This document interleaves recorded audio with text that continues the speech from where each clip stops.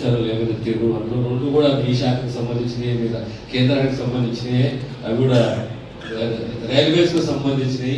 మొట్టమొదట మా joint collector తెలియజేసిందంటే ఈ 428 ఎకరాల టీ పైపులకు సంబంధించిన రెవెన్యూ రికార్డ్స్ తనిఖీ చేసి పరిస్థితి ఏమున్నది అనేది ఒకసారి మనం ఇన్ఫర్మేషన్ తీసుకోవాలి.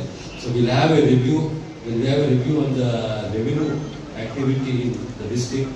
Include this also. రెండవది కనెక్టివిటీ, రోడ్ కనెక్టివిటీ అనేది ఇతర నాగరిపల్లి కానీ ఎంఐజే కానీ దానికి రాష్ట్ర సహకారం దాని వంతు బాధ్యత నెరవేర్చని చెప్పేసి తెలియజేస్తూ, ప్రధానంగా ఈ ఒక వెజ్ నాన్ వెజ్ మార్కెట్ అంటే వెజ్ మార్కెట్ మంచిదే, నాన్ వెజ్ మార్కెట్ ఎందుకు